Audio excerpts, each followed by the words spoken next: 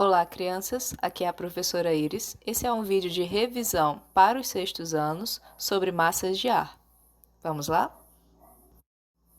Crianças, como vocês bem sabem, as massas de ar são grandes porções de ar atmosférico que influenciam tanto o tempo quanto o clima dos lugares. As massas de ar, elas se movimentam e vão influenciando os lugares por onde passam.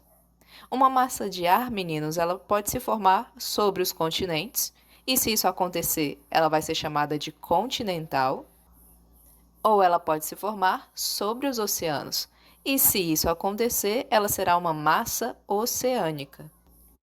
Nós aprendemos, crianças, que as massas de ar adquirem as características dos lugares onde elas se formam. Se uma massa de ar se forma em uma região quente e úmida, por exemplo, quando ela for se deslocando, ela vai deixando essas características de temperatura e umidade por onde ela vai passando. Então, provavelmente, essa massa quente e úmida, ela vai aumentar a temperatura dos lugares por onde ela passar e ela pode causar chuvas também, já que ela é úmida, porque as características dela são essas. Agora, se uma massa de ar se forma próxima à linha do Equador, por exemplo, ela tem a tendência de ser quente, porque essa é a parte do planeta que mais recebe luz do Sol, e se ela se formar perto dos polos, do Polo Norte ou do Polo Sul, essa massa de ar vai ser o quê? Vai ser polar, ou seja, muito fria. Nessas imagens, a gente pode ver as massas de ar que atuam sobre o território brasileiro. A gente pode ver aqui que no Brasil existem 4 massas de ar quente que influenciam os nossos climas e existe uma massa de ar frio. As massas de ar quente são a massa equatorial atlântica, a massa equatorial continental, a massa tropical atlântica e a massa tropical continental. E a massa de ar frio que nós temos se forma ali nas regiões próximas ao Polo Sul, e o nome dela é massa polar atlântica. E uma curiosidade, as massas de ar são muito importantes para o nosso dia a dia.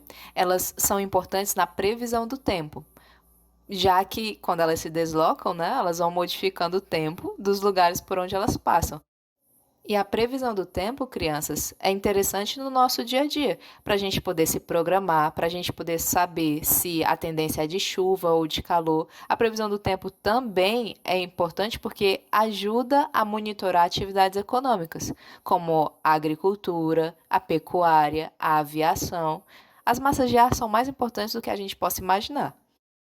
E sabendo disso, nós podemos resolver mais 2 questõezinhas daquela atividade de 4 questões que vocês responderam algum tempo atrás. Nós vamos direto para a questão 2, já que a questão 1 nós resolvemos no vídeo passado de revisão. Questão 2. Assinale a alternativa correta sobre clima e tempo atmosférico.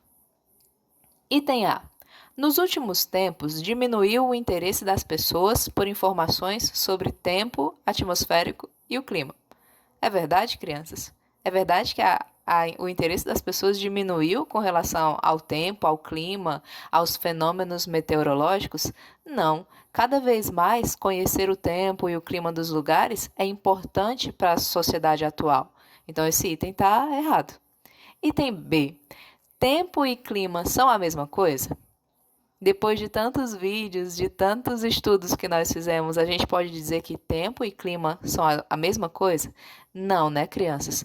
Tempo é o estado momentâneo da atmosfera, enquanto o clima é o estado duradouro da atmosfera. O tempo pode durar algumas horas, alguns dias. O clima, ele leva mais ou menos uns 30 anos para a gente poder observar como é que ele se comporta numa determinada região. Então, para eu saber o clima de um lugar, eu preciso observar a temperatura, a pressão, a umidade. Eu preciso observar o comportamento da atmosfera durante pelo menos 3 décadas. Esse item não tem nada a ver, porque tempo e clima são coisas diferentes. Item C.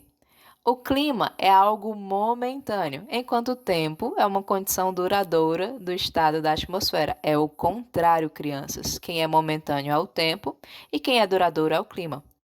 E assim, nos resta o item D, que diz: a previsão do tempo ajuda no planejamento de atividades, evitando possíveis transtornos e prejuízos? Sim, nós acabamos de falar o quanto que a previsão do tempo, né, o estudar o comportamento da atmosfera pode nos ajudar com o planejamento do nosso dia a dia. Então, crianças, vamos agora para a questão 3. Sobre o conceito de massas de ar, ou seja, sobre o significado de massas de ar, é correto afirmar que: item A. As massas de ar não se deslocam pela atmosfera, influenciando sempre a mesma região? Não, né, crianças? A gente sabe que, na verdade, elas se deslocam pela atmosfera e vão deixando as características dos lugares onde elas se formaram, elas vão deixando pelos lugares onde elas passam. Então, na verdade, elas se deslocam, sim. Item B. As massas de ar só se originam no oceano, que gera uma quantidade enorme de ventos responsáveis pelo surgimento das grandes massas de ar. É verdade que as massas de ar só se originam sobre os oceanos? Não, as massas de ar podem se originar tanto sobre os oceanos quanto sobre os continentes. Se elas se originam sobre os oceanos, elas carregam a umidade que elas adquirem nesse local de origem. Se elas se originam sobre os continentes, a tendência é que elas sejam secas e carreguem essas características pelos lugares onde elas vão passando. Então, esse item está incorreto. Item C. As massas de ar são porções do ar atmosférico com características próprias e que não sofrem influência da região em que se encontram. Bem, crianças, é verdade que as massas de ar são grandes porções do ar atmosférico. E é verdade que elas carregam suas próprias características, mas elas sofrem influência sim das regiões por onde elas vão passando. Elas carregam as características dos lugares onde elas se formam e, à medida que elas vão se movimentando, elas também vão adquirindo certas características das regiões por onde elas vão passando. E assim, elas são algo muito dinâmico, ou seja, que vai sofrendo mudanças por onde elas passam. Por isso que esse item está incorreto, porque ele está dizendo que elas não sofrem influência da região em que elas se encontram, e elas podem sofrer influência sim. E aí a gente tem o item D. As massas de ar são porções do ar atmosférico que adquirem características do local em que se originaram e deslocam-se pela atmosfera. Corretíssimo, não tem nada errado nesse item. Elas são grandes porções de ar que pegam as características dos lugares onde elas se formam, vão se deslocando, vão deixando essas características e vão adquirindo características dos locais por onde elas passam. Elas são algo, como a gente já falou, muito dinâmico. E assim, crianças, a gente conclui a correção dessas duas questões. Obrigada e até a próxima!